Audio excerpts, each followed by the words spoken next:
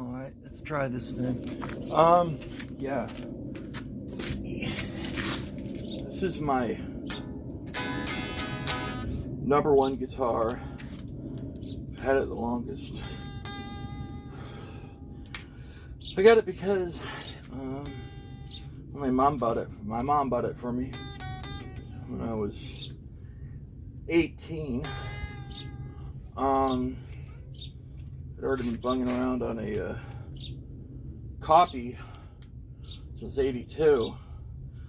A Cortez Les Paul copy, and I had some funky guitar before that, but I really started playing on this in my Cortez guitar. The guitarist who, one of many who got me into playing, maybe he wasn't the best, maybe he isn't the greatest guitarist in the world, but he had a swagger and attitude. You know, I mean, you could play a chord, but he'd go, and I just loved his tone. He'd have it loud and be like,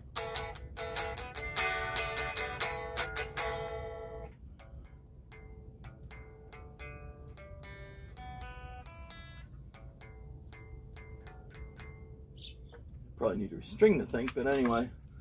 So I don't know. I just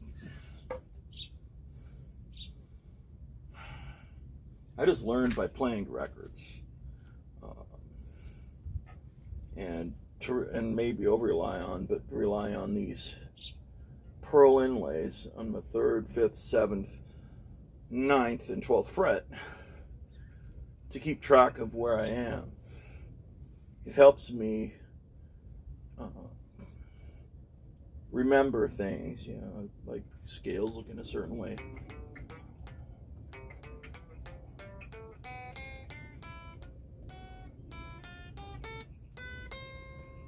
Because I remember, like, what notes to play anchoring on, say, a pearl. And I just know.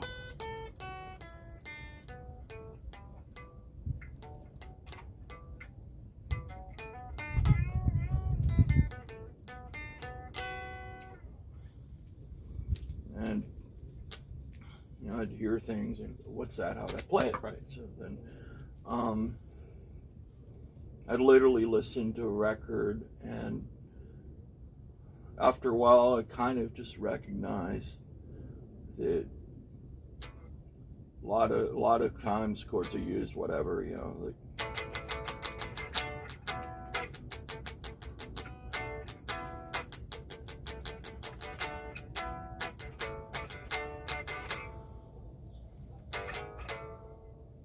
Or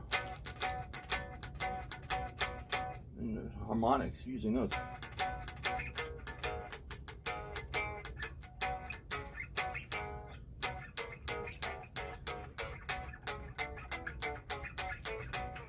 Been playing this thing so long, it's like one. I've been playing it 37 years. That's just crazy to think about. But, I personally, I was drawn to the electric guitar, not classical guitar, not acoustic guitar, not jazz. I was drawn originally to punk, to Stooges,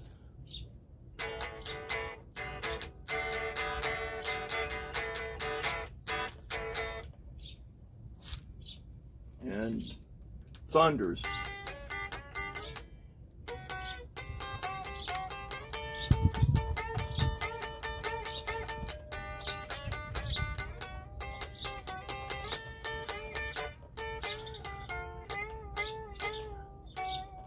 Except, you know, Thunders would play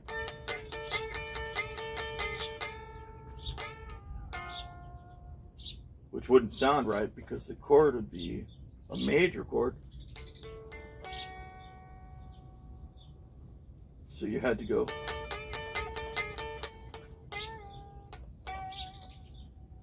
because it's riffing in the area of the major chord, riffing in the G,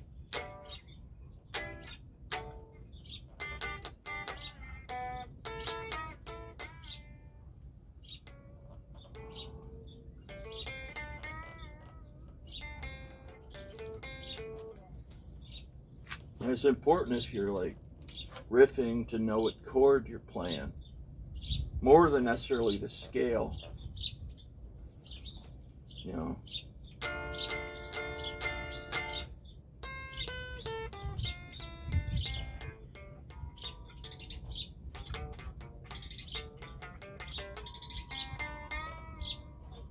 So you're playing like, you can play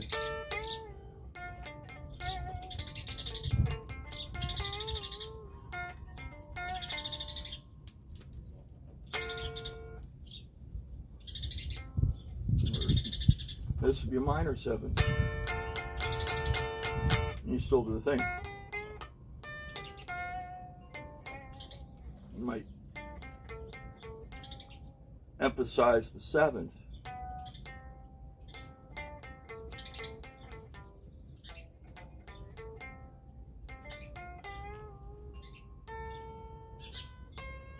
Which is here too.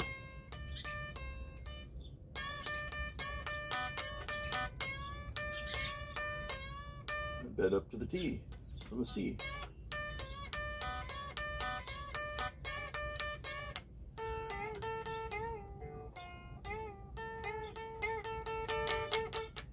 Chuck it.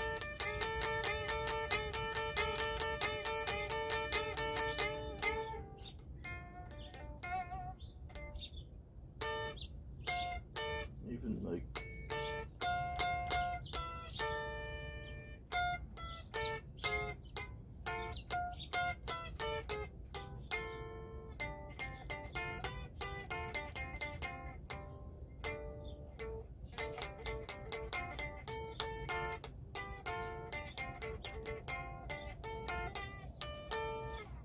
that stuff just comes more from playing around with ideas and hearing something and going, and then just trying to play a record or whatever over and over and over again until you have it. And it, you know, knowing your chord shapes, that's useful.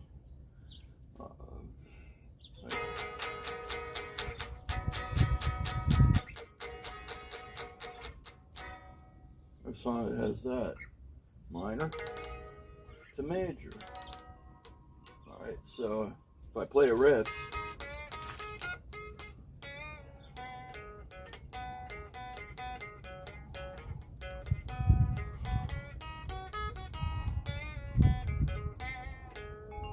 but then the next chord is a G, I mean a B major, a major chord.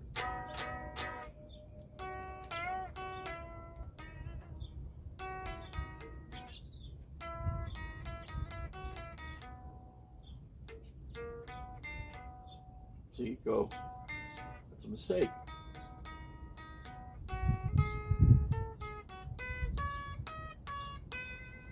I'm playing the root up here.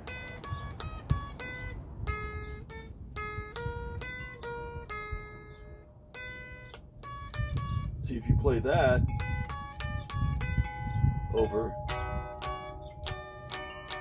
kind of sounds right.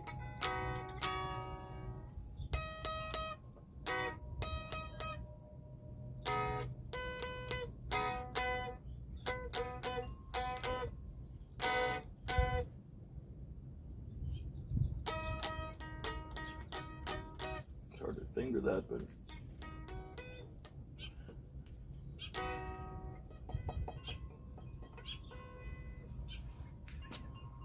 that kind of thing. I don't know, I'd pick up little riffs, just things that sounded cool. You know, the opening riff for The Magnificent by the Professionals.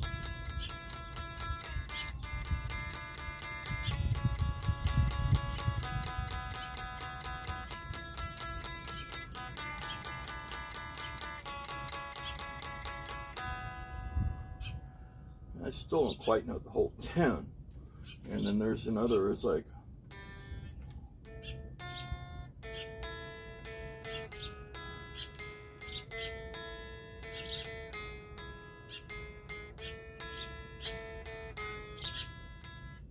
and then the rhythm comes in going,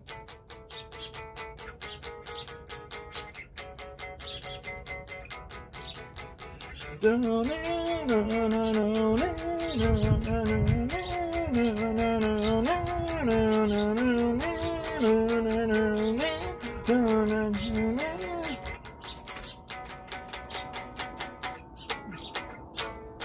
down the doors. Over the top. Get down the doors. Don't you ever stop.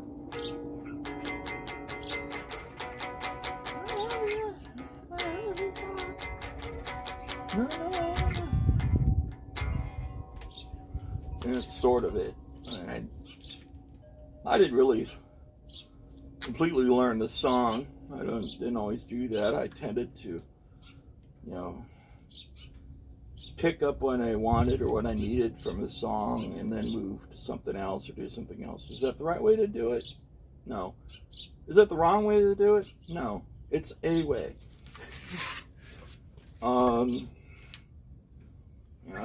I was a big Pistols fan, and there was like a riff at the beginning of a song called Pretty Vacant. There was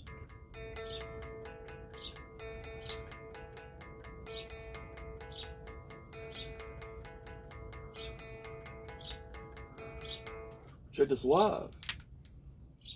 I mean, that's the best part of the song. The rest is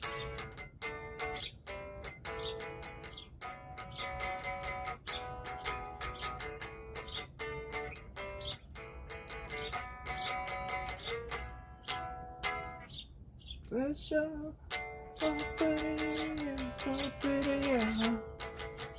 Vacant. We're so pretty, yeah. Vacant, yeah. I just don't care.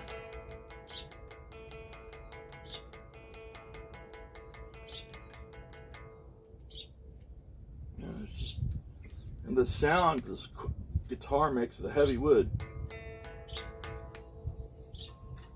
that kind of shake the guitar, plug it into an amplifier, crank it. It's just like crank. It's just such a powerful feeling, and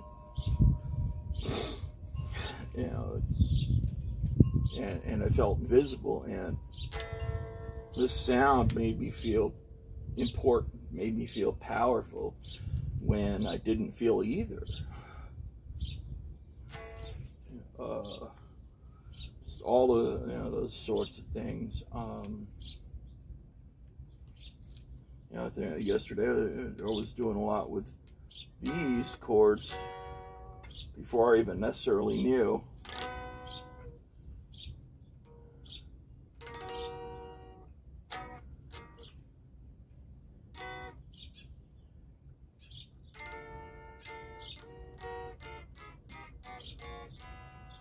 What they were in versions, yada yada yada, but they are.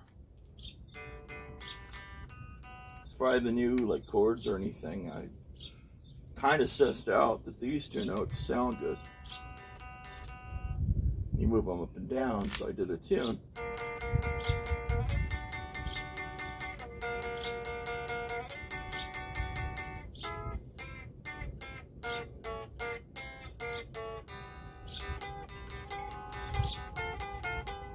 I mean, I'm much more dexterous than I was when I came up with the thing at 16. I could barely get my hand to do it. There was a lot of really slow playing because I had to really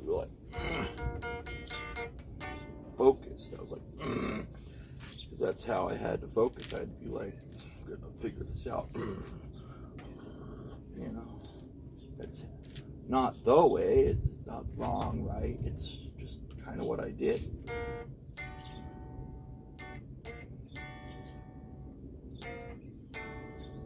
It wasn't until later I realized this note could be put in too. It took even longer to realize that what I was actually playing was the key notes of a G chord. Up a neck.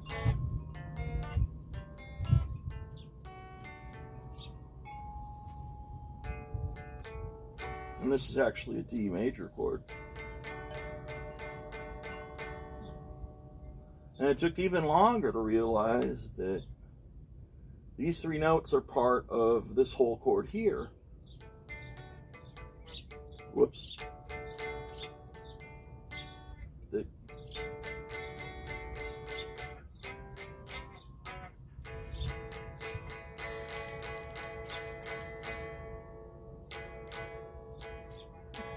And I don't know if I noticed until recent, really, that doing these 3 notes here, this chord, and these 3 notes here,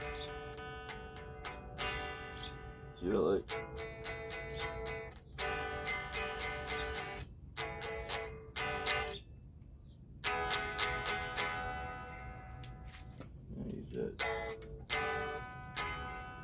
it's used a lot in songs, you know.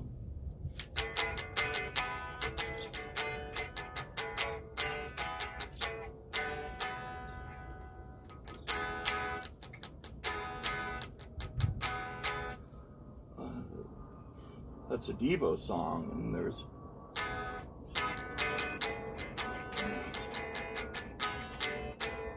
which is how I thought Loose by the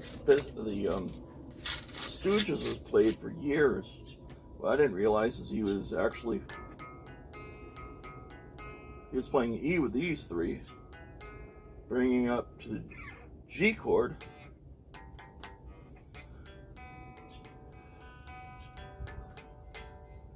With these, just moving up the E shape to G, E, F, a sharp G,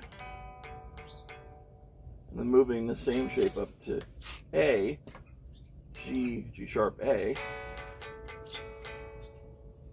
and he was doing some interesting stuff. He was like doing different kinds of muting to get that sound going. He went,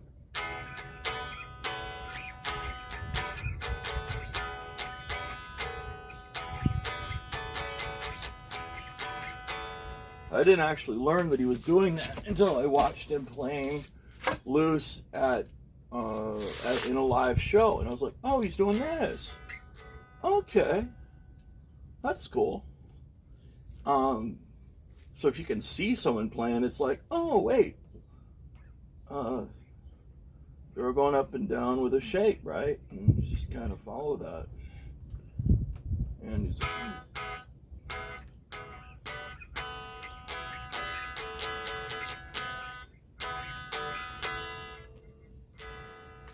That sounds right with the electric guitar, Watt, and all the stuff he did.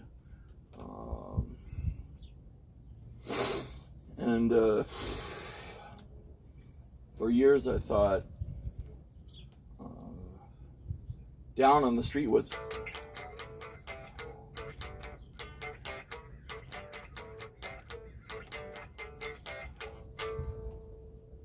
I think he's actually going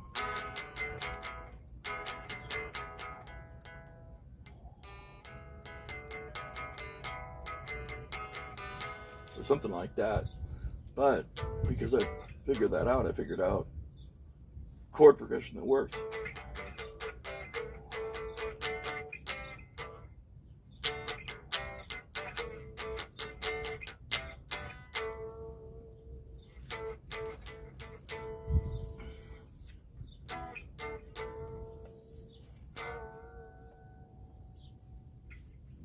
Kind of, I like power chords a lot.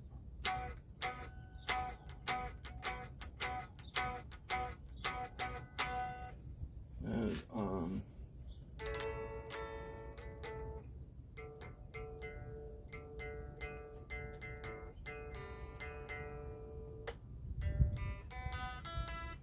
half bars.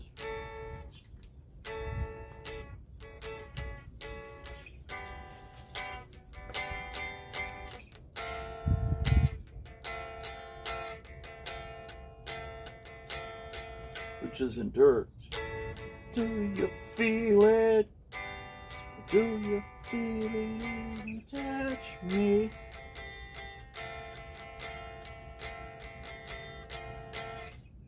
Do you feel it when you touch me? Yeah, alright.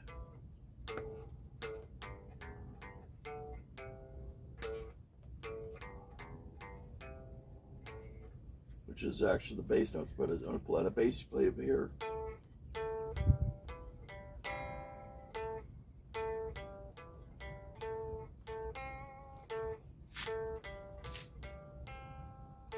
Just like the bass is holding it down, and he does a lot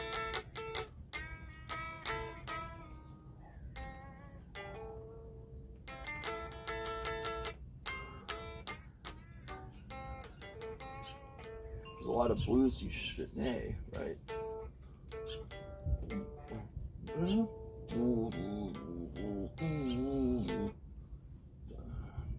Ow.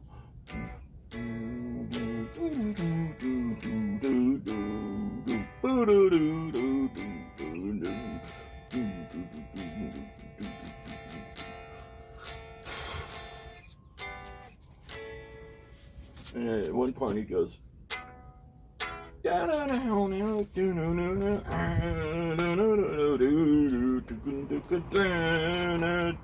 he's like riffing in A, I mean E, and then Ron just comes in playing.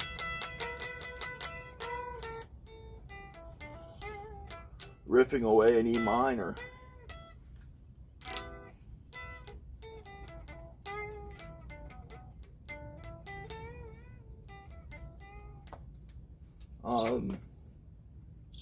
I pretty much never even got out of these two shapes for a long time, and the most used, I said that before, I think, the most used shapes are your E and your A.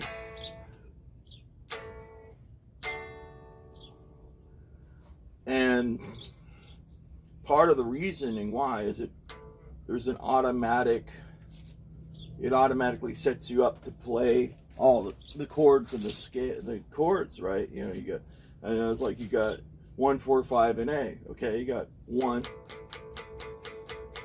and going up to here actually brings you up to the 4 chord anyway. And then just going to the next 2 frets over.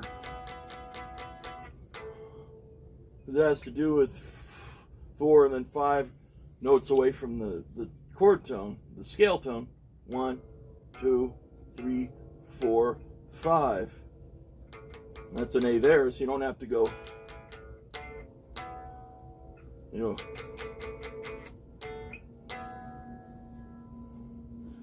Sometimes, you know, you mostly just use different chords and different voicings because you want a certain sound. Sometimes you want the thing to sound like, and other times you want it to sound more like, and it's like a little different. And it matters on some songs. And, you know, the way it's played. Like Paranoid by Black Sabbath is played up here.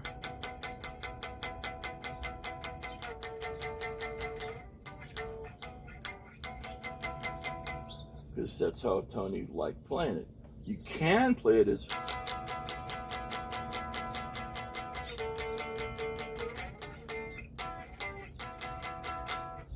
but it sounds too bright and pretty. This sounds darker than this.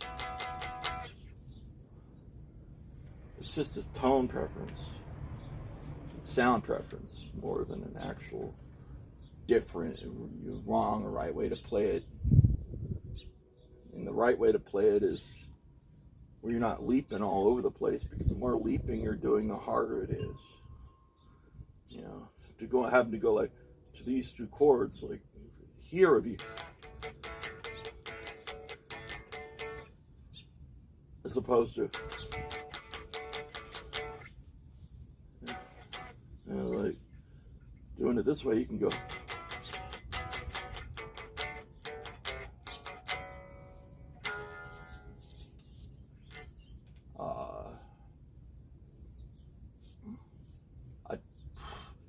And you know, songs I just loved. You know, it was like I said, figure out how to do it. There's like I never really learned how to play Liar by the Pistols, but mostly because the rest of it doesn't sound as cool. He's just playing a riff on one note, but the way he plays it is just so cool.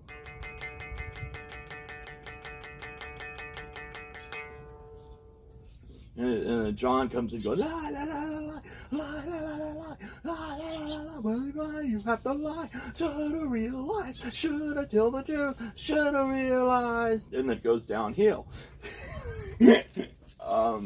For me, that's it doesn't suck, but it's just not as cool like the opening riff of "Sweet Child of Mine" versus the rest of the song.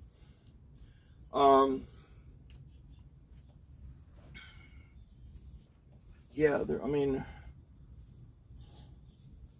there's a lot of, I don't know, a lot of accidents that sound cool.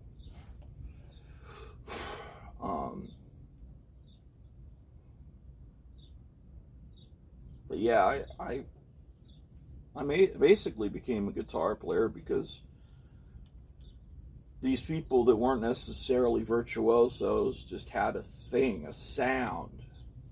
You get a sound out of a guitar, or a chord out of a guitar, or notes out of a guitar, just the way they attacked them.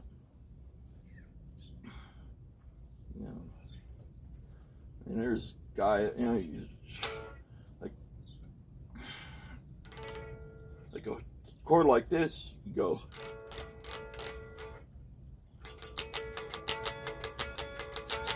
I think I've seen Wilco Johnson do.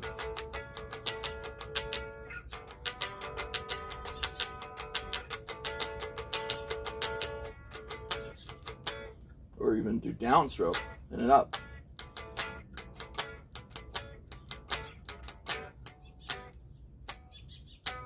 Just sort of reggae stuff, I guess.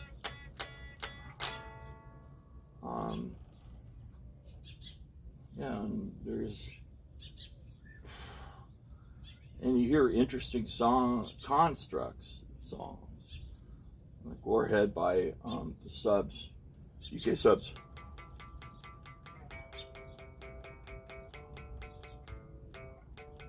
The bassist came in going,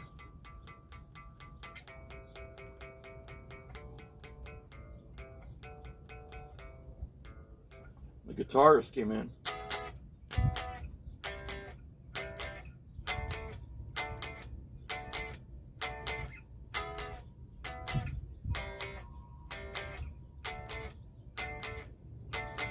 Just, I guess, kind of from reggae. The Clash did that too. They would take ideas from reggae and kind of punk them, and they would go back, and the Clash did reggae too. I find reggae more useful than appealing, but that's just my own feelings. I mean, in the 80s, it was saturation of reggae everywhere. You go into a record store and they'd have the bass cranked up so loud you couldn't think. It was just boom, and it was just like stop, and it kind of ruined it for me for a long time. But it's great music, I mean, really great music, and it seems like it makes you more happy if you're a bass player than guitarist, because guitarists, you end up doing a lot of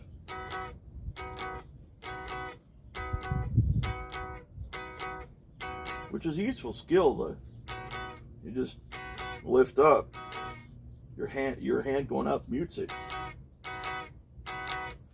as opposed to palm muting. The palm is a great sound. You get that wherever.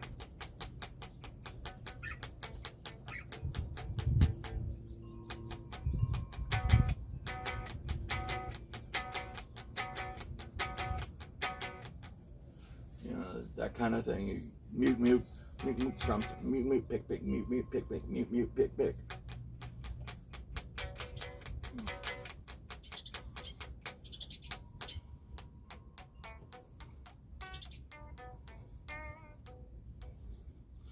And palm muting use that a lot for making sure strings don't ring when you don't want them to.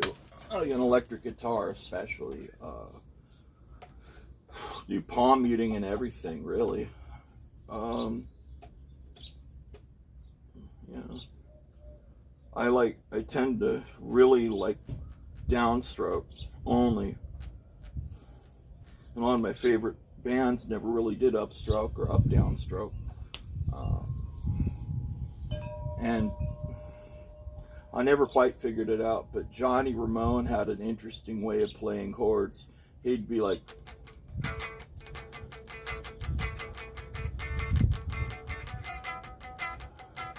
he'd do some weird sort of muting in there somewhere that would make it kind of just ring as a continuous note in an interesting way.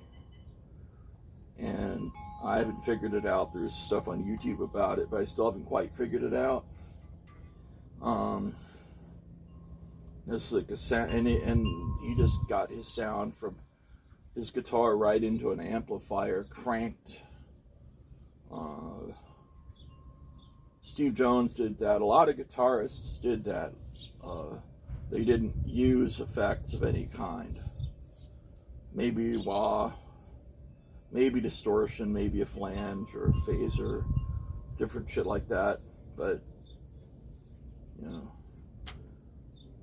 it ends up at the end of the day, like with a classical guitar or a steel string guitar, being the symbiotic relationship between the player and the instrument. Like, and it's especially so with this one, because I've had it so long. I pretty much learned how to play everything I ever learned how to play on guitar, on this guitar. It'll never go on the road again. But yeah, you know, things you learn the fundamental stuff, and as you're learning riffs, but it's all part of the riff anyway. You know, there's very simple, and sometimes the riffs that sound the coolest are just this simple little thing that just adds so much to a song. Like, there's a song called Exercise 1 by Joy Division where Bernard is just going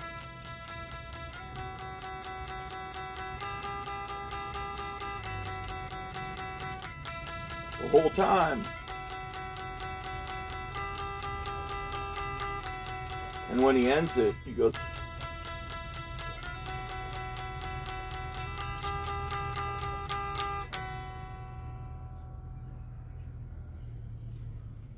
and it's like, and then Ian's, Curtis is going,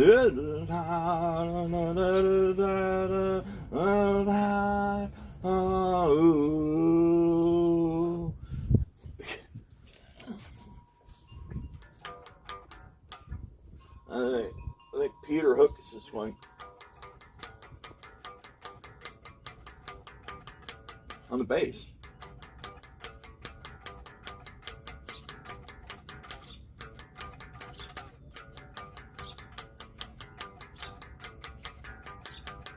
The whole time.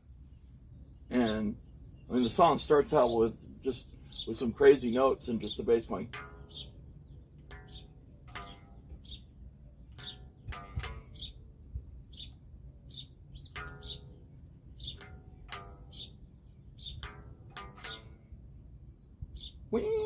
Some of the shit.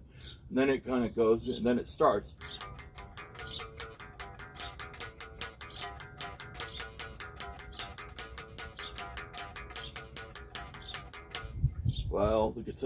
While Bernard is going.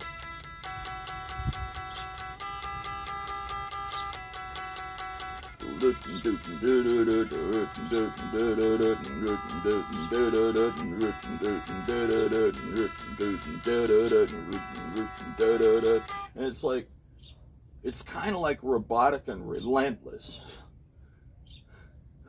But, and then Ian Curtis is singing really beautifully over the top. Probably sad words. But, you know, and the bass lines tell you what the song is for one thing, and there's another song they did go.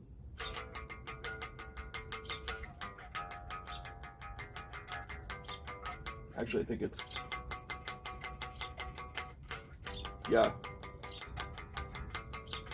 They walked in line, they walked in line, walked in line. You slide up here.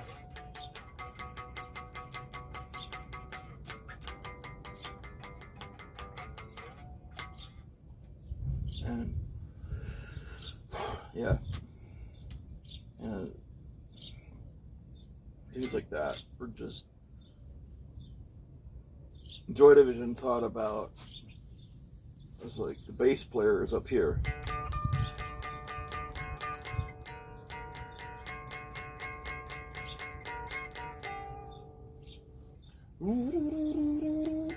With the droning note. So I mean, you would, but a guitar is an octave higher, so you can't get that as much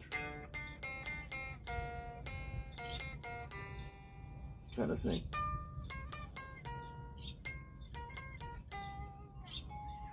And at various parts, the guitar comes in going.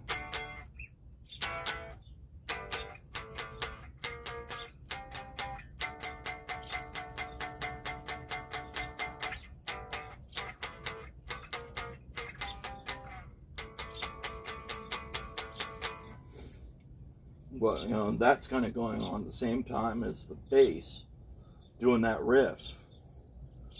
And these guys just happened upon this stuff experimenting. I don't think any of them had any formal training. The experimenting is what made them think of that. I never would have thought of you doing that if I hadn't heard Joy Division do it. That's why I like listening to other people's music, because you might hear something going, wow, that's cool. I wouldn't normally think of that.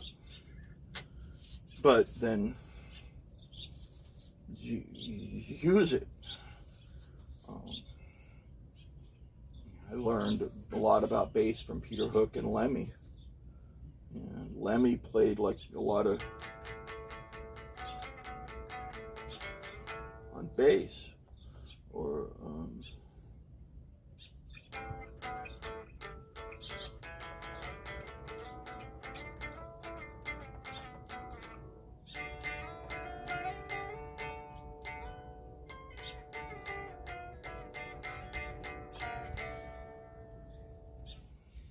I had to figure that stuff out.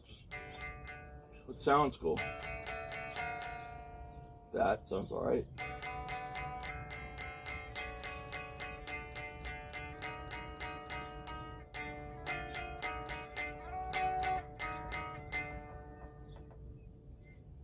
Indian thing.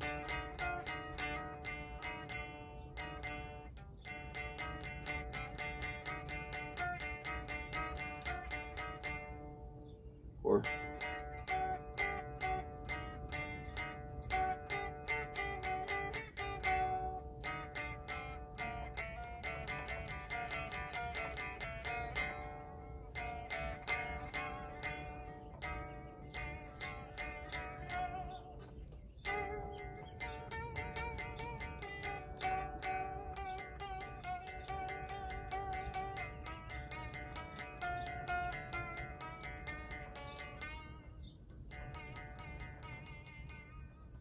fake Indian stuff.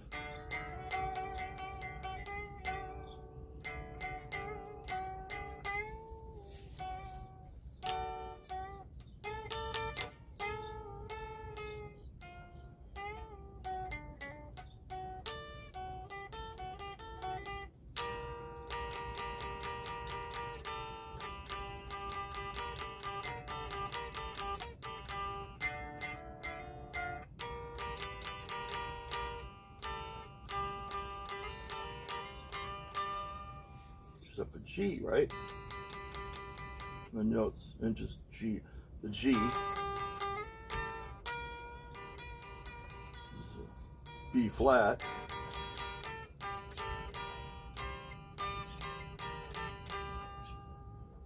brings you into a minor chord feel. Yeah.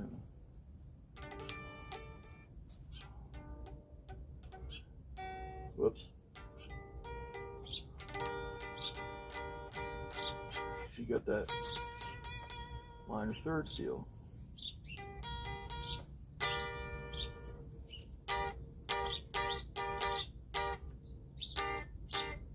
Which is another G minor, right? Yeah.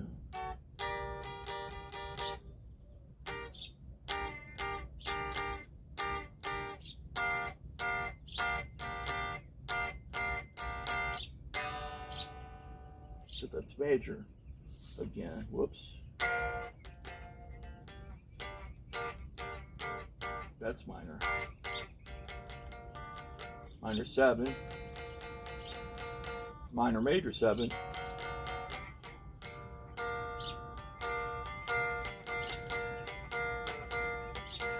Kind of, you know, Chuck kind of stuff.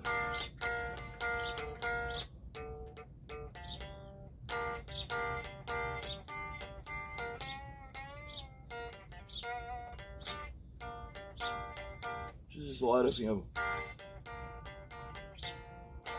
what made me think of that just then? I don't know, just it did. Something I picked up and squirreled away in my memory bank, in my muscle memory, to use later.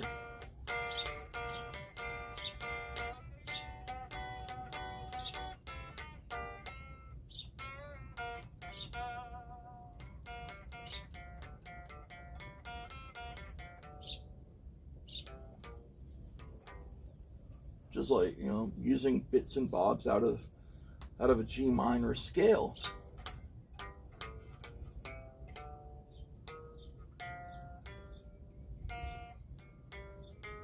Wait.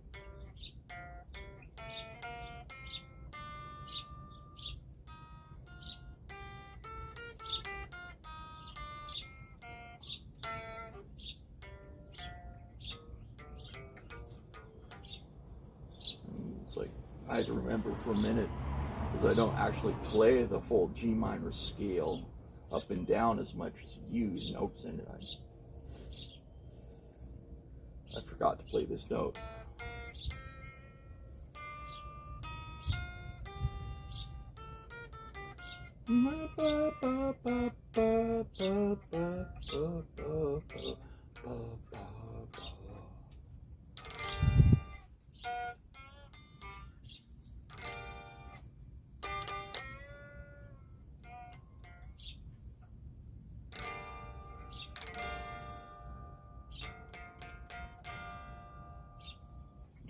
Just love that sound of that minor 7.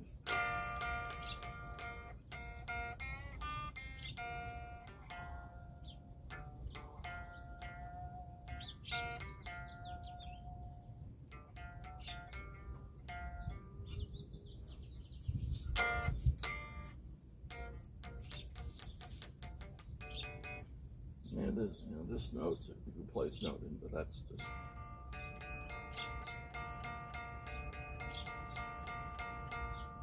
you're drifting into a B flat, I think.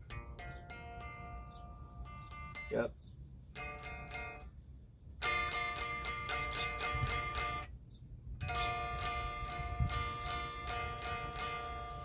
Which is kind of part of a wad of chords in that area.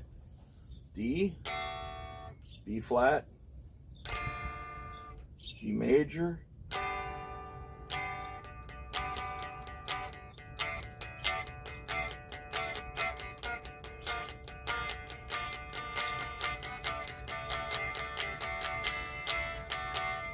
sus4, sus, something, E, sus2, sus4, because you're playing the 4 note, the key of D. That's the sus2 because you're playing, but you're not playing the 3rd anymore, so you have to call it something else. That's why it's that.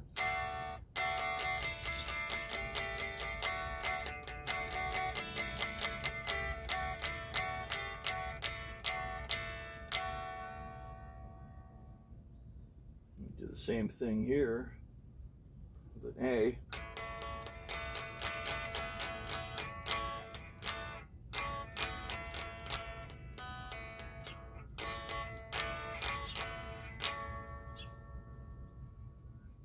Go up here. Except you can't really easily do a sus4 because, I mean, sus2 because the strings stops there, but it would be this note.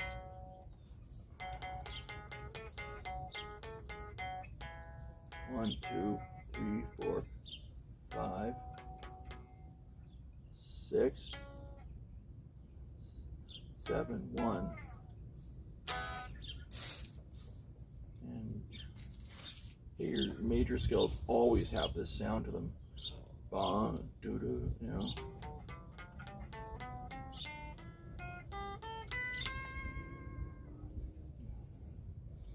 As another is not like the E scale, the E and the stuff with the E a lot is you get, even without changing hand position, you get 2 octaves worth of notes. That's 1 octave, then it goes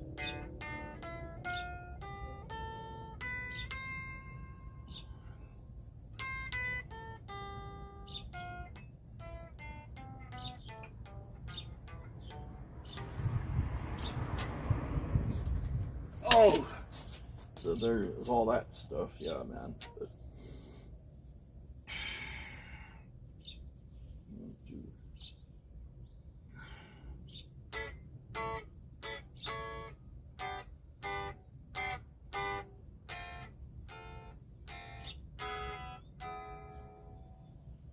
this kind of stuff, right?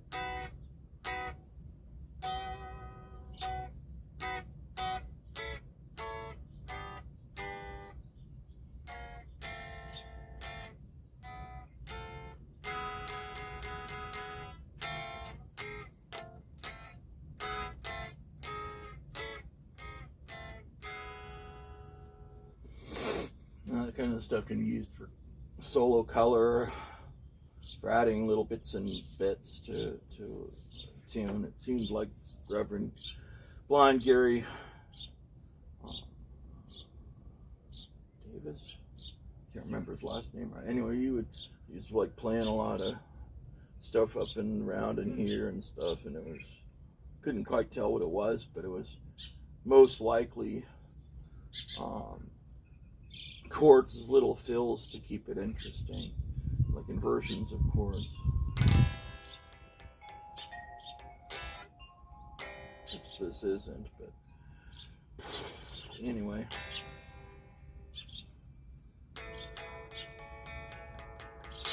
I think I've talked a little bit about how different you can do this rope, and then this is at the first inversion of an A chord.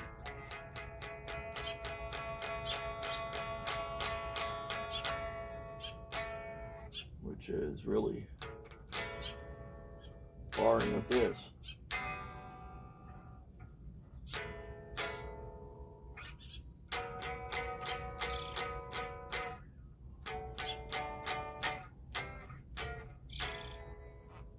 Which also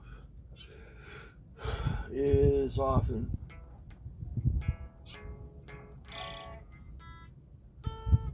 like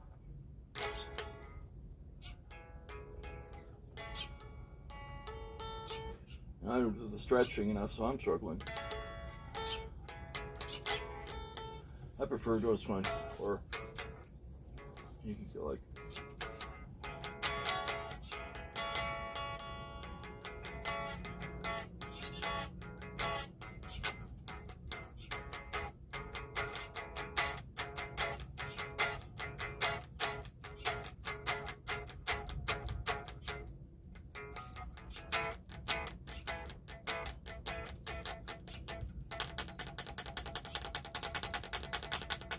these kind of things.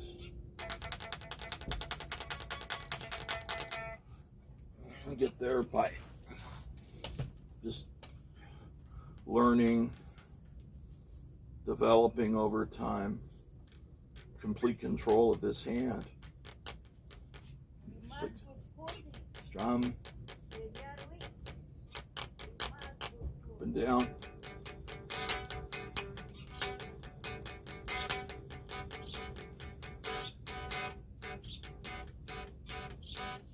Like you hear it, you see it, and then you just teach your hand to do it.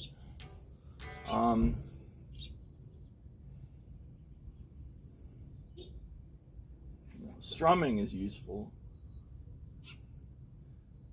I don't do it very often, but it's good. Again.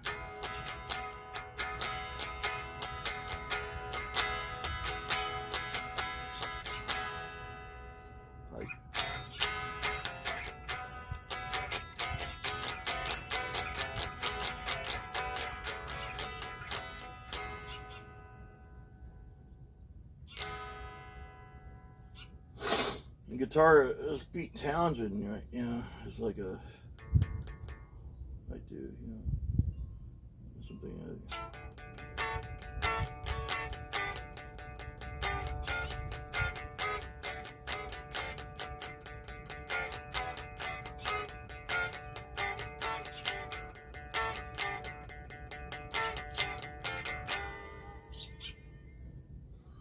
Or, yeah.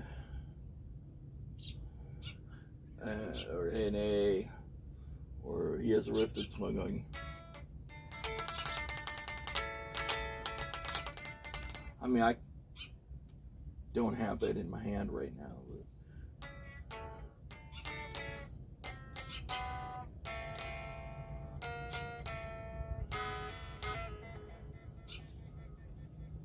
And run pause.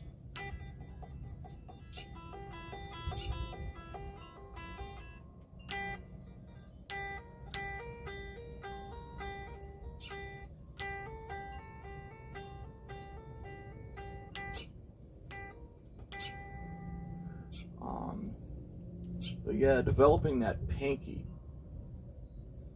A lot of guitar players, they just won't use it. They'll be like, and they just won't play. I mean, it's granted it's a weaker finger, so you got to work on it. I mean, I took a guitar class once, but the teacher was having us go.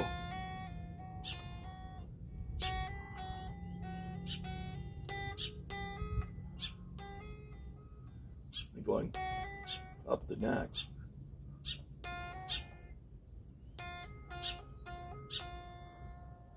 Another teacher I had used to hand us, I used to get handouts. I never really worked on it, but you think in your hand doing this way.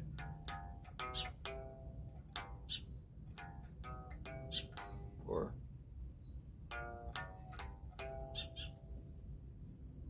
I did it for some weird song.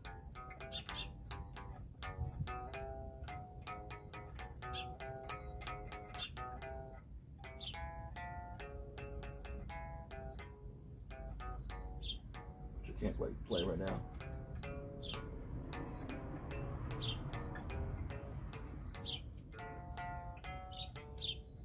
So I guess it's like you're going up. Oh yeah, you're doing this.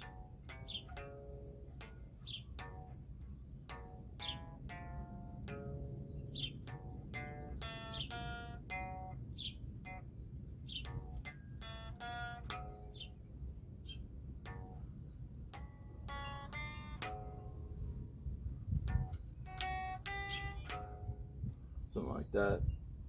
I mean, the idea is to get your hands to really stretch out as much as you can. And, it's hard for a beginner, so try. I don't know if it hurt any to try to do it, even though it's not quite working, just to develop it, freeform a little bit.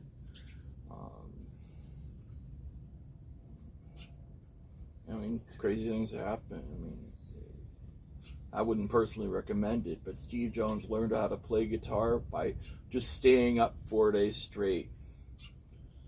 Kind of worked for him.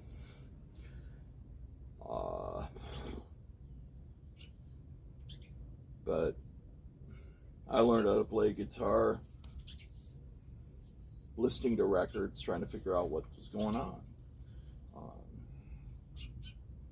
Over time and learning the nuts and bolts fundamentals, it makes it a lot easier to put little things you pick up together and go, oh, this is really part of this.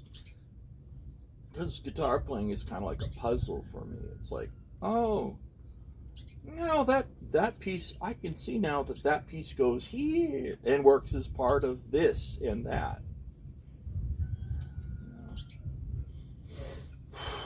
But knowing shapes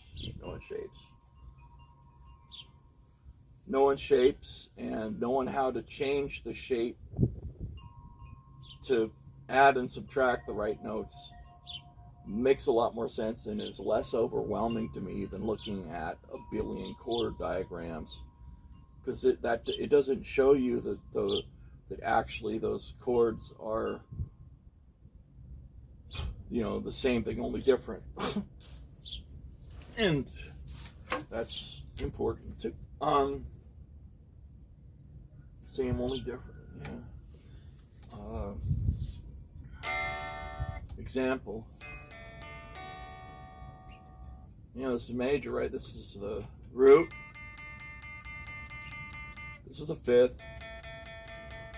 And this is the third. You know that. Play it here.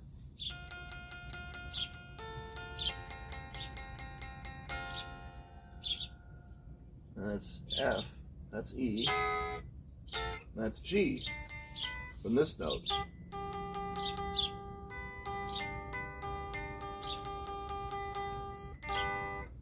And you turn it into a minor chord. Yeah, you change your hand around to this, but you're changing this note to an F natural. So now it's 1 minor 3 5.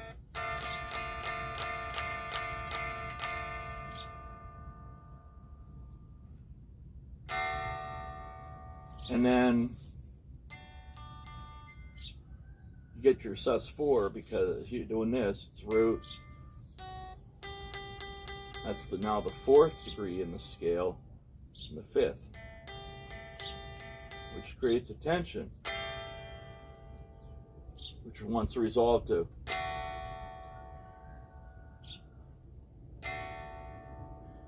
And then you're diminished, which is also, it's, you know, you start out with the D minor, right? But you also flat the 5th.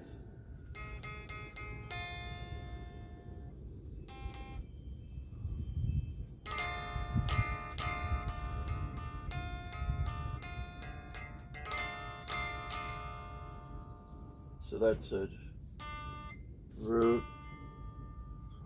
flatted 3rd, and a flatted 5th. So that sound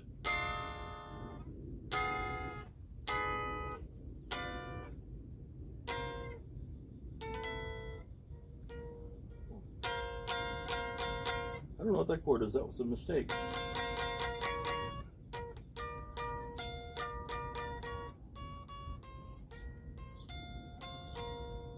B flat sus2. I don't know. Anyway, whoops.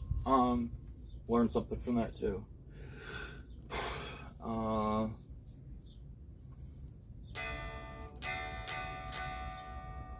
But as see, you get your diminished 7, half diminished 7, or minor 7 flat 5. So you just take it.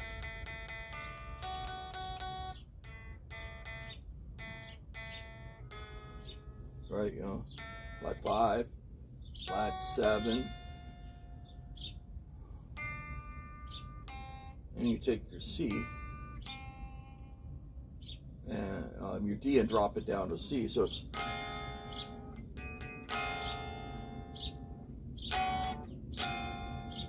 these bars going.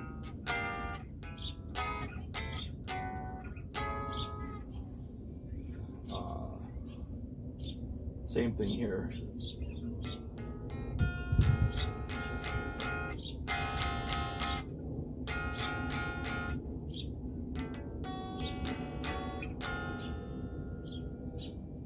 That's the easiest way for me to remember a D minor 7 flat 5 up here is to think of the D major 7 chord, which is just bring all my fingers up. Do that here too. There's little tricks to remembering, and your ear will remind you. Other things like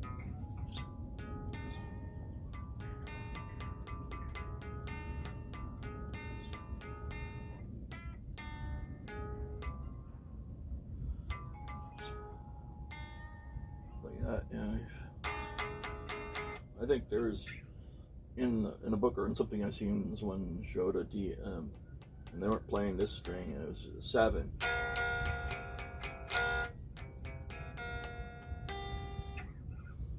That's movable too. You can play the opening there, B there.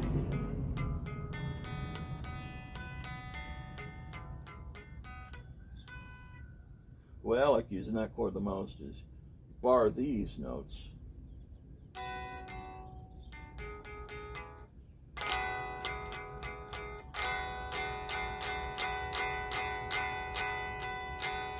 That's actually a variation of the 5 chord.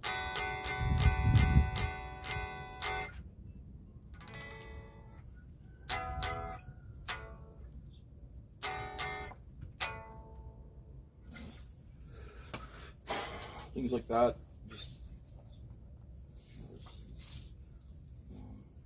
that's good to file in your memory bank, because then, like, you see a song, and you're going to see songs that might just have the chords or and written down, and then you have to think about what chords to play.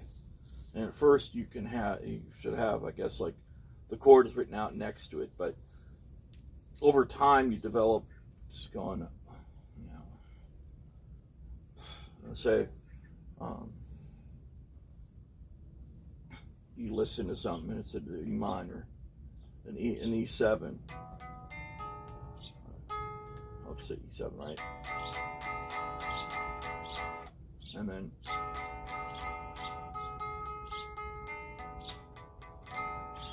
makes it the 7 is root 7th, 3rd.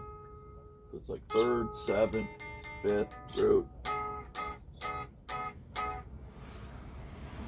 And a lot of beginner ones would be like, whoops.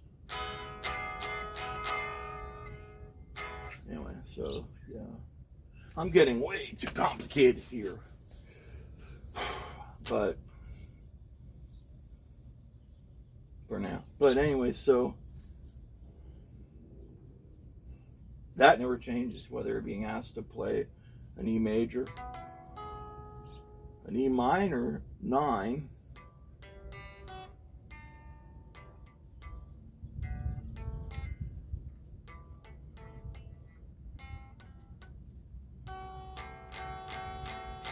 an E minor,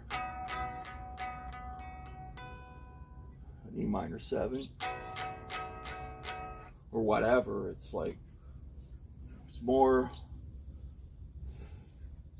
knowing what strings and what frets to change from positions you already know to make the new chord.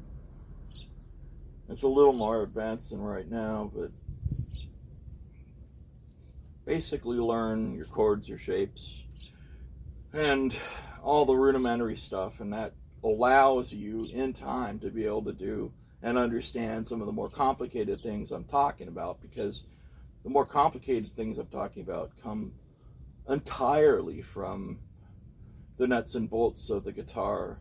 Knowing the 5 basic chords leads you into the 5 basic bar chords.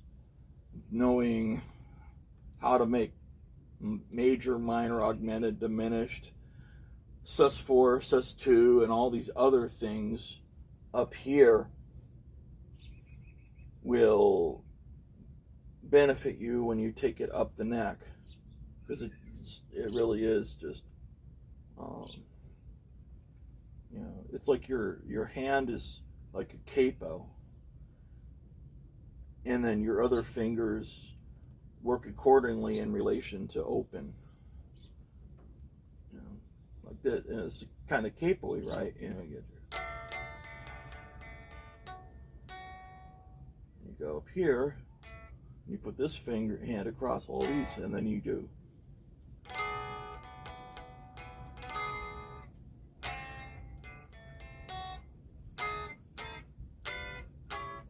that kind of thing. Capos are useful, but being able to do it without a capo is better. I never use a capo, but actually I never have used a capo, which is kind of funny. I don't think I knew what a capo was until I was already been playing a few years. I didn't know what a lot of the right names and you know, a lot of the right names for things. Didn't know what the note names all were. Didn't have that memorized for a long time. I just memorized things in relation to other things I learned here, and then moved here, and then notes in relation to other notes, and chords in relation to other chords, without necessarily knowing the theory behind it. It helps, but a lot of times somebody will think of something and then do it, and then someone later will go trying to write it down, will go, well, actually they're doing blah blah blah, and you ask them and they're just doing what feels right and sounds right to them. Allen Holdsworth never could do it right, but I couldn't say for a long time why going from this chord here to this chord here sounded cool.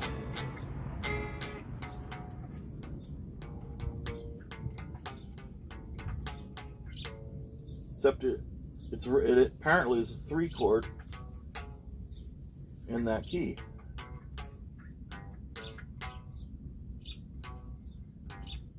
So I guess I could have gone,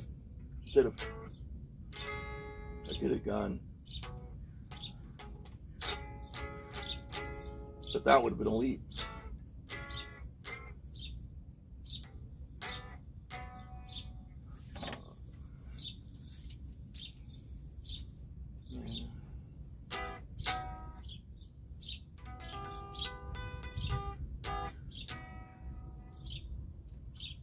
And figured out just on my own, if you're making your hand bar this way, and you just take the whole thing, don't change your fingers at all, and it's kind of interesting thing.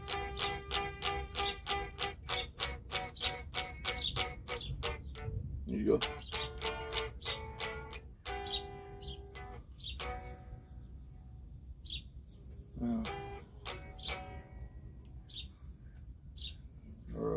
I think London Calling is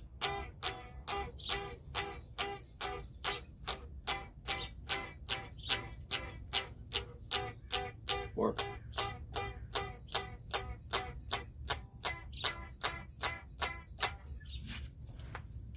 because they thought the same. They realized you can do,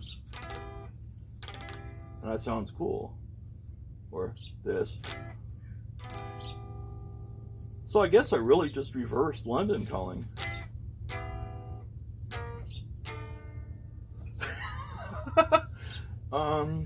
I did not realize that until just now. Anyway, so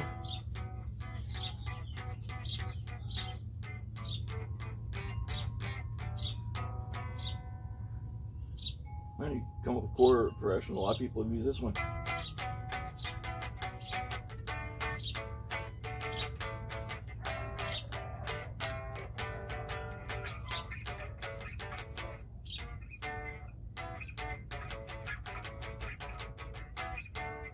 Which is I don't want to go down to the basement by the Ramones, and then there's I Got It Right.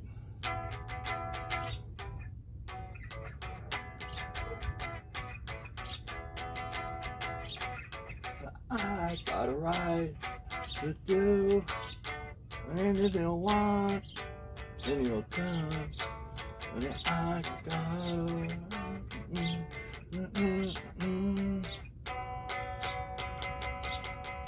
Woo!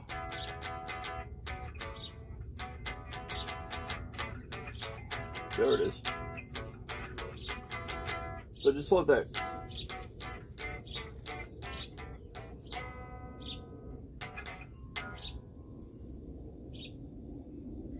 I could sit and analyze the theory behind it, but it just sounds cool, and like I'll just use it because it sounds cool. I just said a lot of that, yeah. Ascending solos in power chords.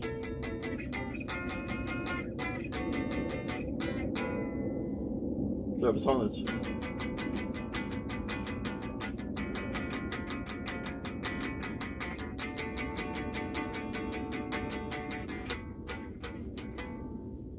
and the solo's like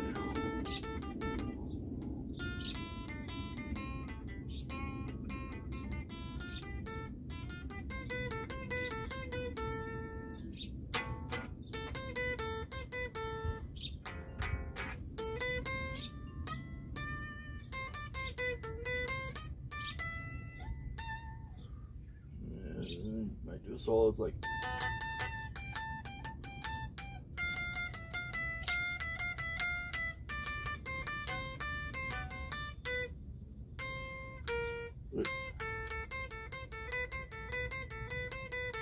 so I might do it as power chords.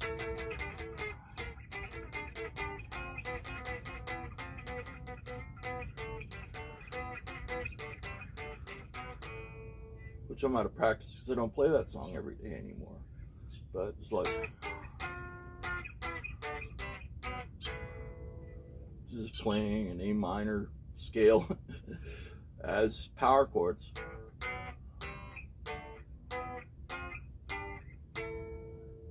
Which could be done as an A major also.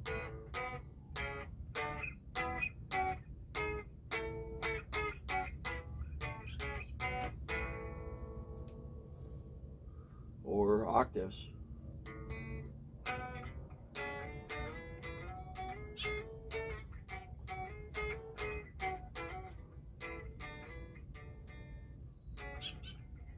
It's like Wes Montgomery used to do.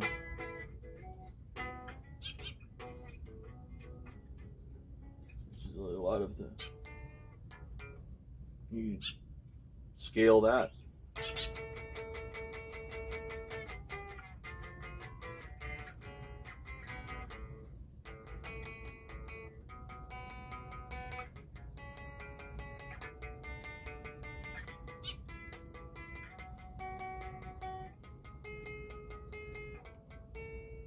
Drop into E.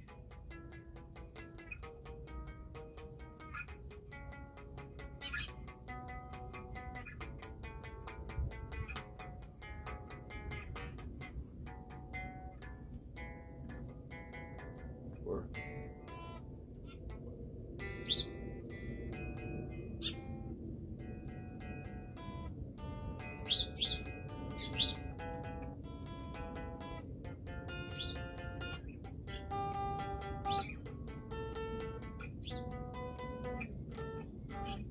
you just got to change your fingering and play the octave up here, the D to the B, because the way it's tuned. What you're playing here, if you went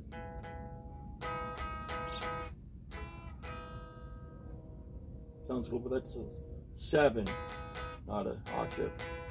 And here you're doing the same thing. So these ones you go.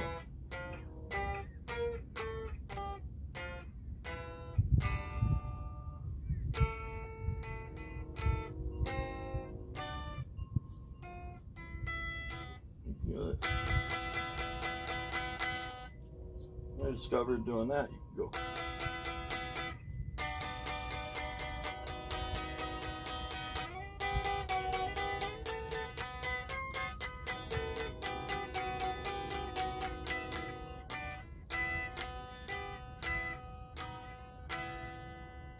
Which are used as a riff in a song.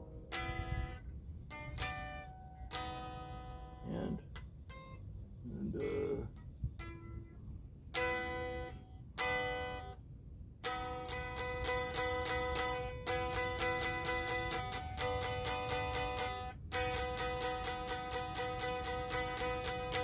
which is just taking out the unfretted note in the middle.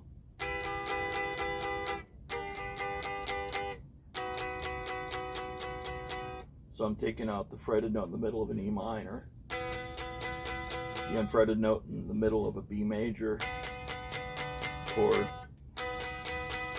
Wait, that's the G major chord, my bad, and that would be the B.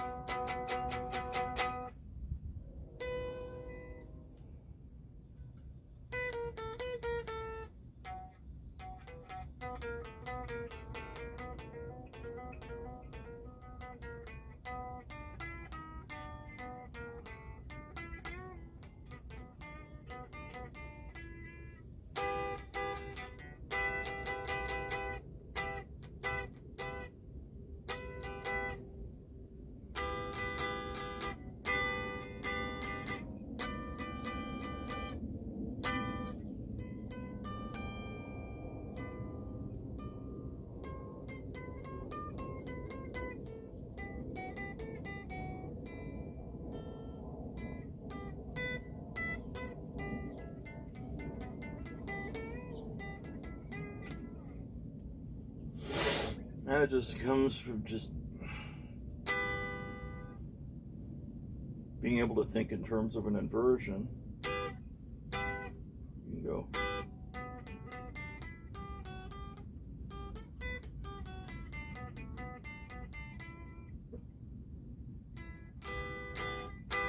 Which is actually the root inversion. The third. Drop out to the first inversion up here. You can go.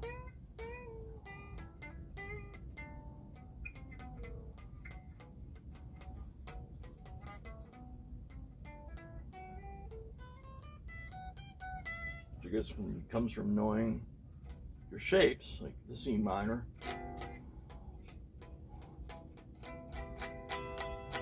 And this E minor.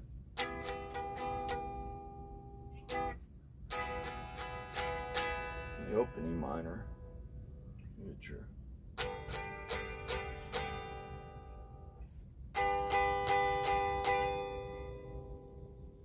Which is, you can do this one. I can actually think of them. You can do your C shape.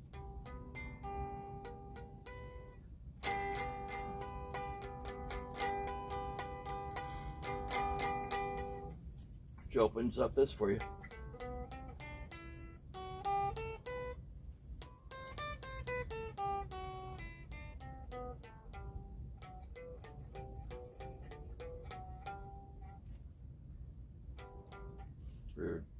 Or in the D shape, which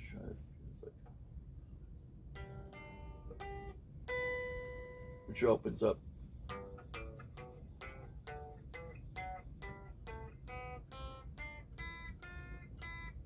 Whoops.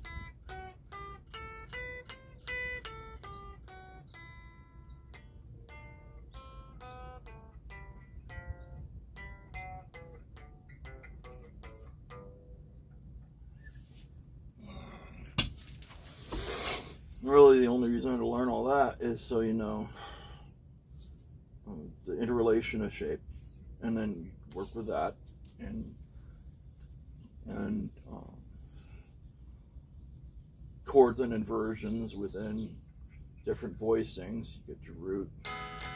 Actually, that's the first inversion, an E.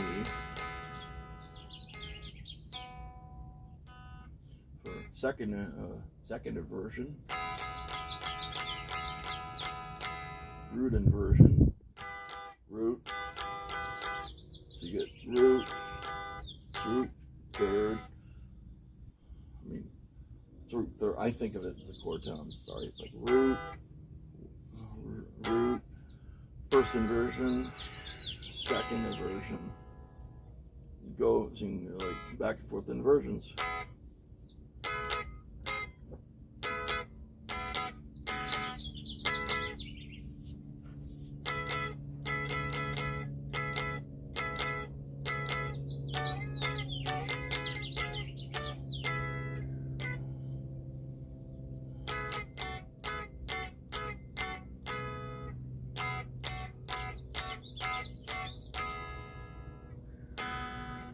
You can only really do.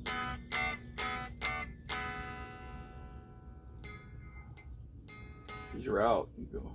If you're up here though, you can go.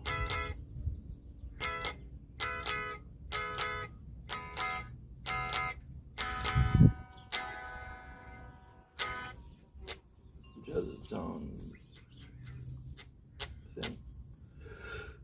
I think I'm done. So yeah, that is that. And with that, I stop now. Maybe it'll be small enough I can ship it to myself instead of also the brouhaha. And it's actually shooting right way around. It's not funny.